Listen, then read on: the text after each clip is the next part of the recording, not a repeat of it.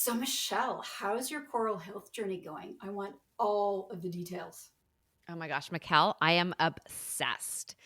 So I started with this really amazing session with my health coach, Nicole, and we had a really in-depth conversation about how I'm feeling right now, what's working, what's not, and what my long-term health goals are.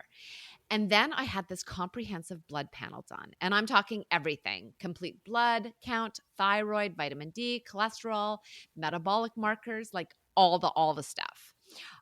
Then, like, this is the best part. This is where it got really good. I had an appointment with my nurse following this blood work, and she went through every single result and she explained what everything meant specifically for me, not just the numbers, but what they mean to me in the context of my health history and my family history. Mm. Yeah, it was really cool. And then the best part, I mentioned in passing that I've been frustrated with my libido and low desire. And it turns out that this nurse specializes in sexual health. And so, like, literally right then and there, she's like, oh, well, why don't we just redirect some of your health coaching sessions so we can work together on this? Oh my God, talk about personalized care. That whole team is so incredible. I love that we got to meet them in person at the National Menopause Show. It was so great. I know. And their shirts, I love that it said, "We're your village," because honestly, that's what this feels like. Every time I message them with a question, and trust me, there's been a lot. But they respond so quickly, and they've got these insights that are so specific to me, to my body, my goals, my health. Like, it's not just standard recommendations. It's awesome, Nick. And like, so smooth, and dare I say, it's almost kind of fun. I never thought I'd say that about my healthcare, but it's good. Like, I feel like they're investing in keeping me healthy long term and not just putting out fires. Wow. I am even more jealous now. And for our listeners who are probably also feeling a little envious, Coral is available in Ontario, Quebec, and British Columbia, with more provinces coming soon. Seriously, don't wait. This kind of personalized care is what we all deserve. Head to coral.ca and use code TIP5, that's TIP5, for 5% off. Mish, I was at this event recently, and this woman found out about this as perimenopause and what we do.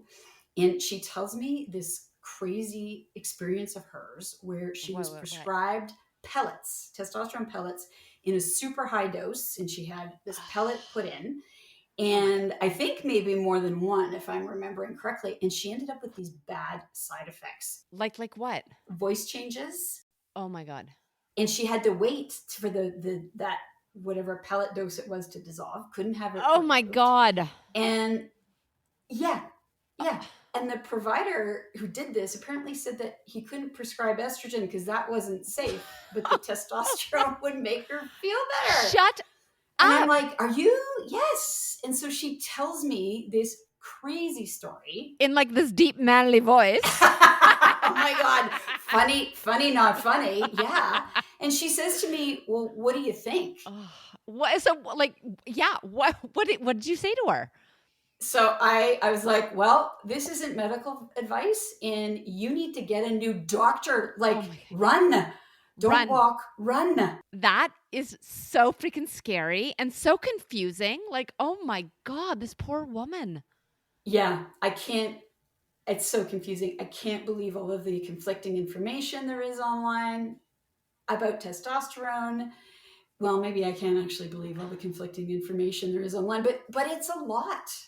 Well, it's a lot, and it's like even some of it from board certified medical practitioners, not just influencers. I, I'm so glad we got to talk with Dr. Ariane Mm-hmm. Ouellet-Decoste, Coral's medical director, and their co-founder and CEO, Fiona Lake Waslander, about testosterone and their approach to supporting women's midlife health.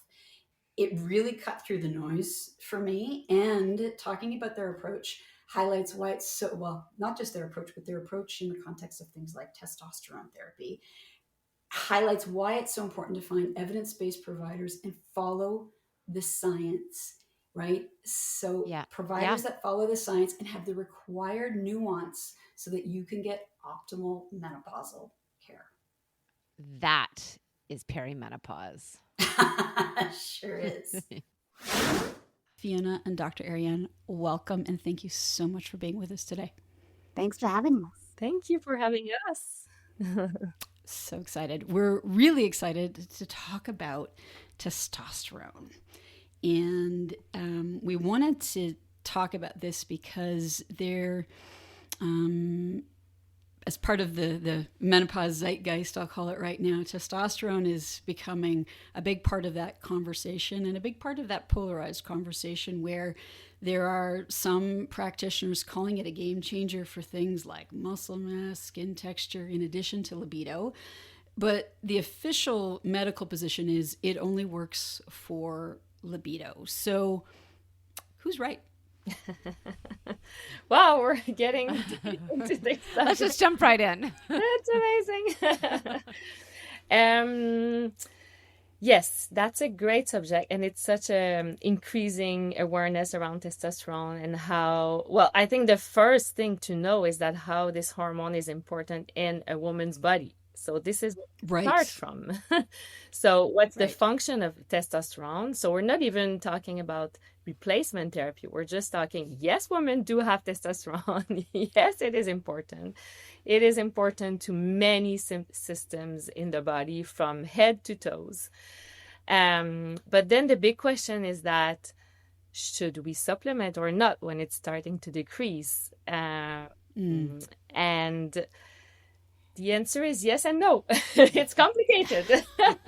As everything is with women's health. So if we compare to the other hormones, estrogen and progesterone, testosterone doesn't drop suddenly at menopause. It starts dropping slowly from mid-30s, late 30s until the 60s. And sometimes we do even see a little surge again after the 70s. And we don't know exactly what level in the blood relates to symptoms. So this is why it's a bit hard also to prescribe. Unfortunately, most studies have been done around libido and sexual desire. So we don't have that many studies looking at other reasons to prescribe testosterone. And yes, the current guidelines are officially only around that. But then clinically, with doctors who has experience prescribing it, they've seen other improvement on other symptoms. And I think this is where you can find this nuance of why should I try it or not, but also be conscious that it doesn't work all the time. Especially in perimenopause, when there's so many things happening, so many cofactors affecting maybe the symptoms you think that might be improved by a testosterone prescription, and then you might be disappointed. And also testosterone compared to combined hormone therapy at menopause, that can be sometimes a miracle on symptoms. Like really, if you're really suffering from many, many symptoms of menopause and you start HRT, you might in a few weeks feel so much better and this might change your life. But testosterone is not that of a magic pill that much of the time. We do see that when you some women start testosterone and they feel more energized, they have more motivation, more focus, more or women that have been trying to do some resistance training and build muscle mass, then this is also adding up to the training and the eating and helping them, but not all the time. And so when you say it could help with other symptoms, so you're talking about potentially brain fog, weight gain, like those kind of symptoms? Or what kind of symptoms would someone present to you and say, could testosterone help with this? We have to be careful because, again, we shouldn't prescribe it only for those reasons apart from libido. But if we think of, so when we're in front of a patient, you always can talk about, okay, should we give it a try? And this is what off-label means also, is like, partner with your patient, have a good discussion around it, put the expectation in the right place, and then do a true follow-up and be close to your patients and see how it goes and reassess after 3 to 6 months. And if it did change a lot, then you keep on going with okay, do you think it's worth it? The risk, benefits. And so for those symptoms, like, yes, energy level, maybe brain fog, maybe not, more concentration and memory, a bit more. And also all the, not only sexual function, but bladder function, everything related to genitourinary symptoms can be improved. And yes, not only the muscle mass, but the muscle recovering after training, or it's kind of the stamina, motivation, mood. So those are symptoms that, yes, it can be really helpful. Can I ask a really dumb question? Is it the same? I've got brain fog. I can't even think of the right word. Is it the same? Formulations, you mean? Thank you. Yeah, formulations. Michelle and I share a brain. That's why we do this together. Yes, that's a great question. And if symptoms are mainly around bladder function, even vaginal dryness, or even some women will say, I'm not able to reach orgasm the same way. That kind of symptoms, there's a great product approved by Health Canada, which is called Intrarosa. It's DHEA, so it's a precursor, it's a pre-hormone, and this will also help with testosterone function. So it's not testosterone, but it will enhance the activity of testosterone, the receptors. If you go off-label with a great discussion, you follow up with your patients, it can be tried, and I've tried it, and many women in perimenopause find it really, really helpful. Let's maybe talk a little bit about off-label and what that means. Yes. So when a medication is approved by Health Canada or the FDA in the US, they have those studies, and they study a specific purpose for the medication, like a list of indication, a disease, or where you want to treat. And then it get approved for that indication. And sometimes you can have a few indications, but so it's kind of controlled in a way. So many medication, and we can talk about example for migraines, or that we can use some antidepressant for migraines. It is off-label. Many medication, we use them off-label, but they are still part of medical guidelines. So clinically, group of doctors say, you're not alone doing this. Like many other doctors have this practice. It is acceptable as a doctor to do it, but you're still off-label. So testosterone currently is like that. It's not even approved officially in Health Canada. The only formulation, official ones that are available commercially, are for men. So this is one of the issue we have now if we want to prescribe it to women, because we need to give a very small amount of the dose of a men formulation, and it's a bit tricky with the pharmacy, and so it makes it a bit more complicated for testosterone. But prescribing off-label, we do it not all the time, but very often in the medical practice. And so these would be like a cream. So the woman would, my understanding with testosterone currently, if it is prescribed, that they get the man's dose, and then they have to kind of split it up themselves. And is that true, or is that not true? Yeah, well, it depends. So if you go with the commercially available ones, there's a few different formulation, but you can, a bit like the estrogel, you have a pump where you pump, and you say, okay, just go 1/10 of the pump, or half a pump every 2 days, or it's then you have sachet of gel, so it's mostly gels or cream.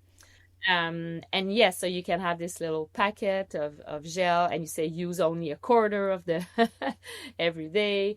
Then for a while we had this one in the nose, but it's back order now. What? Yes, Wait, what? Like a little, yes, like a nose spray. Yes. So some women liked it, some other was like, Interesting. but yeah, interesting. And then you can also apply it directly to the vulva or vaginally, which the dose will be smaller. You have to adapt the dose because but it is still used for systemic symptoms, like not only genitourinary symptoms, because since you apply it to the vaginal wall, it's a mucosa. So it's like if you were putting it in your cheek or It get absorbed. The absorption is great, actually. And then there's also compounded options. And I think compounded, we have to be very, very careful because they are not advised. They are not, they are much less regulated. So you don't know exactly the dose, but I think they can be a great option if you're very careful. And then it is recommended to do a blood test after a few weeks, 6, 8 weeks, 2 months, 3 months point, to check this absorption and know where you're at. It can actually be, unfortunately, a much cheaper option because testosterone is often not covered by either OHIP if you're in Ontario or RAMQ in Quebec or even private insurance because they're approved for men. Not for women. Yes, yes. I never even considered that aspect of it.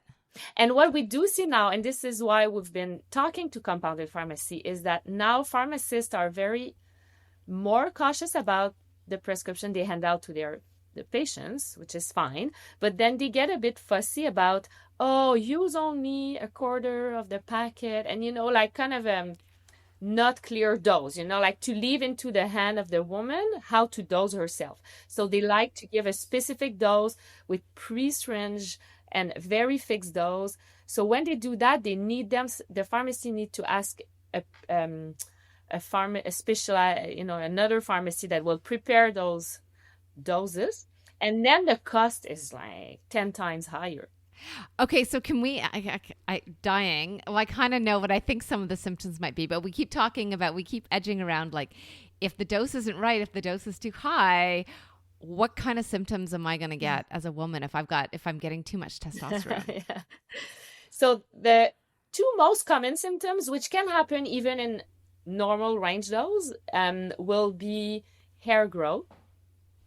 Okay. So like in places like my whiskers and a little bit, yes. Or just like you have to shave your legs more often. I barely shave them as it is. Now that it's fall and winter, I'm not shaving until the summer. It's fine. So maybe that's a sign it's too much, but that can happen. And also acne. So those are the two most common symptoms. Then when you reach point of higher doses, probably too high, is hair loss. So it's like the opposite. Like male pattern baldness? Like, am I going to get like the... Yes. Oh. I don't want my dad's got the comb over. Totally not. Anyway. So it can, and then it's like things that you want to achieve when you use testosterone for transgender. Yeah. So right. Deepening of the voice, and even clitoris enlargement. Like, and how big? Like, what are we... I don't have a measure, but so this will be only if you give a male dose or like too high dose. So you will have other side effects way before you would notice. Really bad. Yes, you'll have acne. You'll have this kind of shiny skin. Yes, we've seen it only happening when you really give too high dose. So if you make sure that you give a really small dose, you do the blood test, you check the absorption, and you also have to, when you do a blood test, there's different parameters you need to check because the testosterone will bind to some protein, and maybe even if you test it in the blood, it doesn't mean how much it is active. So you really have to be careful about the small side effect that may be a sign of too much testosterone. That's really good to know. Wow. Well, there is Australia has a product that is approved for women, correct? For libido. Yes. Yeah. So it is possible. And it's, you know what? Sex is important for us too. We should have a product. Yeah. And if you look at sex the bigger way, you release some hormones that is really powerful for relaxation and lower down the cortisol. That's a really good reminder because I'm like stressed out to the bag right now. And my husband would probably gladly like... And I was like, I'm too stressed out. But now, thank you for that reminder. You gotta reframe that, Michelle. I need to have more sex. It's like going to the Yeah. gym. Yes. It's Yeah. hard to do it to start, but then the benefits you feel good after. Remember that. I'm not doing the gym either. I'm not doing the gym either right now. It's all gone to hell in a handbasket. But okay, I'm bringing it back. Thank you. Fiona, maybe this is a question for you. We've talked about testosterone and access, right? A little bit. And maybe we could use that example to take the opportunity to talk about how Coral is taking a different approach to women's health, to help women feel better, but also to help break down barriers. And part of that is also encouraging women to be curious, right? And to take an active role in their health. So maybe we could jump into that a little bit. It's a complicated topic. It's like an unrealistic expectation to walk into your family doctor's office and ask him or her, can I have testosterone? And he or she will be like, yes, no, I don't know. I mean, they have to track so many things, right? They're dealing with pediatrics up to geriatrics and all in between, and they have to triage. And so to expect that they are experts in this is sort of unrealistic. I wish they were. Like, I wish that they could be, but it's just not, our system is not set up for that. And so I think where we come in is providing, expert care. And I think that's what women have to start thinking about, is saying, hey, my family doctor is going to be good at some things, but for something really specialized that takes this kind of follow-up, that takes this knowledge. I mean, Ariane's attending training and reading their latest research on a continuous basis because it's evolving. The research is evolving. That's where Coral comes in. And our goal with our program is to first start with really understanding underlying issues. So, I mean, even we've talked today about there's libido, there's, pain during sex, there's hot flashes, there's anxiety, mental health, all these things could be caused from a number of things and could have a number of different solutions, right? And every woman's going to be different as well. So the first thing we do is very detailed set of lab tests, very detailed understanding of your history and your current situation. We look at also things outside of medical, like what's your exercise level? So you connect my Fitbit. Everyone on my team watches my sleep, for example. You look at your sleep. We look at your activity levels. We look at your heart rate variability.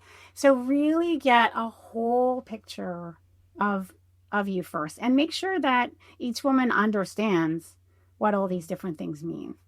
And, gone are the days, you go to your doctor and they're like, oh, labs are good. And you're like, oh, okay.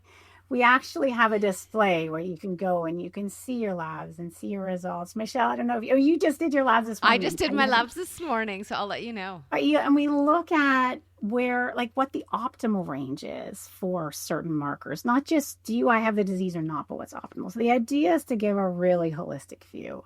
And take the time with the women to fully understand. And again, this is something we can offer that the public health system, those doctors, I'm sure they would love to spend an hour with their patients. No question, they would love that. But their model is not set up for that. And so that's sort of the big sort of first thing we do.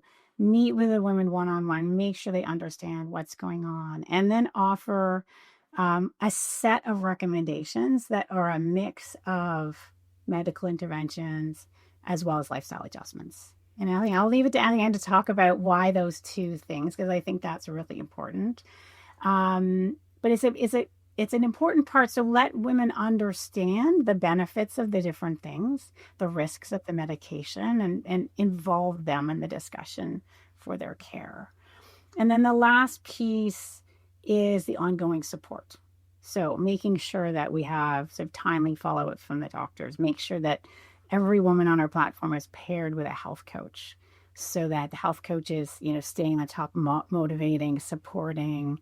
They can alert the medical team if, there's questions or there's, concerns. They can escalate back to the medical team. The medical team is watching symptoms. So it's really longitudinal care.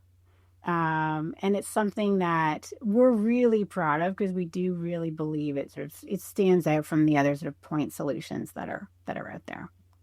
I would agree with you. In my short, week that I've been on the app already, we interviewed someone last week about cholesterol. So immediately I was like, hey, what about this, this, and this? And immediately Nicole, who's my health coach, was like, I don't have the answer, but let me go back to the doctor. And like, it's been seamless. It's been really, I feel like I'm being held. I feel like I'm being taken care of, which is, Yeah, it's like you need a team behind you to get you need your village, you right? do.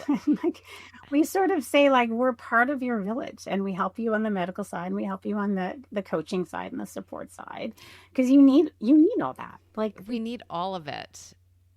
And I feel like as we get older, I don't know if it's as we get older or maybe, I don't know, but in Canada, I feel like, women or people in general are a bit more hesitant to pay for their health care. But as we age, I think more and more we're realizing like if we don't put some money behind and put some money into me and my health, unfortunately, as you said, like our medical system isn't set up this way, and it's not preventative. It's triage, and I think more and more women are willing, and the price point is like very affordable. It's a wonderful program so far.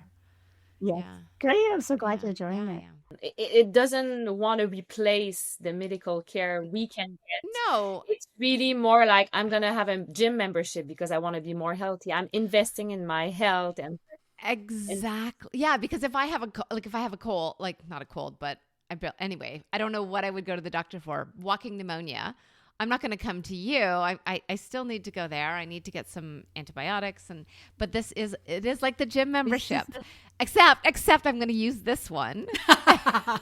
Unlike my gym membership. And because, yeah, I mean, that's what the coach is really great for because you can message them in between sessions and they can check in on you. yeah, and it's as a doctor it's amazing to be working with a coach and a nurse and a team. It's called integrative care, integrative medicine. So I think it's great for everyone to be working in a team. Everyone is winning from this. And what I like too is that we're part of the team. We're part of the decision Yeah, making. that's what I mean by Yeah, yes, everyone yeah. is winning. The patient is winning. Everyone is just feeling better about it and really for the same goal. Yeah, it's great. Oh, you know what we haven't talked about, but I think would be really great is pellets. I understand that there is a formulation for testosterone that, and obviously it's not approved for women, but it's that some women are getting this. They're getting pellets under their skin. Is this true? And what are the risks of that? Why would someone do that? Yeah, that's a great question. And pellets are not officially approved. They're Okay. not advised. But some women can prefer it in their own choice if they know the risk and the benefits.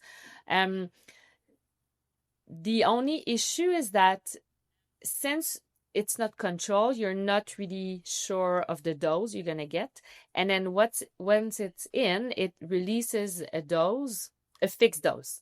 So you cannot say, okay, I'm gonna skip a day, I'm gonna put half a pump instead of one. It's like it's a fixed dose, and there's higher chances that the dose will be too high.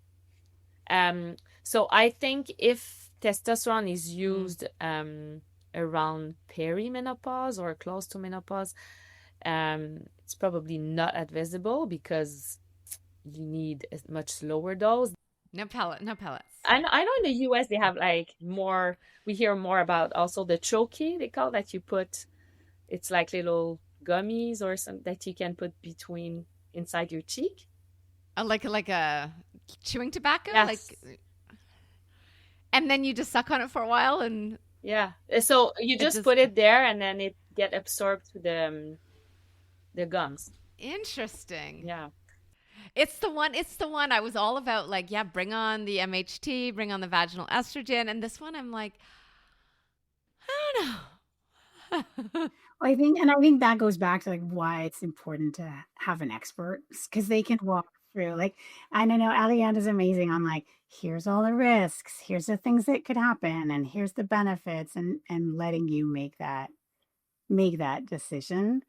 And that doctors should only be doing things that are within their sort of area of experience, which is why, we don't prescribe the gum, the gummy. But it's like making sure that, just if you are getting this prescribed, you're with working with a provider who can outline all the risks and benefits and side effects, and can I change this, and make sure that, like, that would be my advice, is make sure that they can answer all those questions for you, because it is such an important part of the process. And the ability for the patient to have follow-up, right? I think that's a big red flag, right? For trying anything, you need to make sure that you have access to the professional who has prescribed this to you, and that you can check in regularly, which I think is one of the brilliant things about your program. Because I know since Michelle and I have started doing this, the number of times I've had an acquaintance or a friend say, okay, I got this prescription, but I don't really remember what they said, and the instructions aren't clear, right? And just to be able to have that coach to go back to and say, okay, can you remind me how I'm supposed to apply this, and when, and why? And I think something else that we hadn't really been talking about recently, or maybe thought about before, that Jeanne brought up when we were talking about sexual health, is what's working right now, especially in perimenopause, may not be what you need 6 months from now, a year from now, right? I was ecstatic when I finally started to feel better after a long time of not feeling well and not feeling like myself. And I was almost like, oh my, no, you can't change that. You can't take this away. Don't touch my estradiol prescription.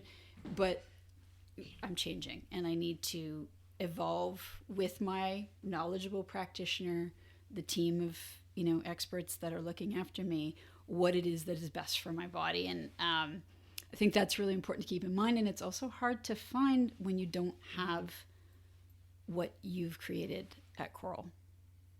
Yes, and what I do see in the same kind of mindset is, if a woman comes to us and is really, I want testosterone, then if you start with what are your symptoms, and even if it's really around libido, and then if you treat the sleep with just basic HRT, if you treat the cortisol with other pillars, like start moving, look at what you eat, so integrating all those lifestyle changes and adjusting or starting estrogen and progesterone basic hormone therapy, you might improve many, many, many symptoms. And then maybe even the libido will come back, because you're sleeping better, you're less stressed, you feel better, you feel like yourself.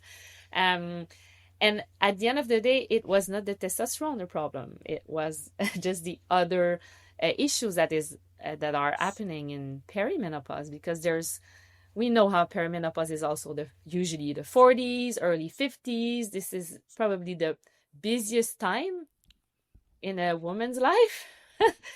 When you have often growing kids, but still at home, aging parents, maybe people around you start getting sick, or and your career is spiking, and there's so many things happening that I think you really have to look at all those things around you, and not only my libido.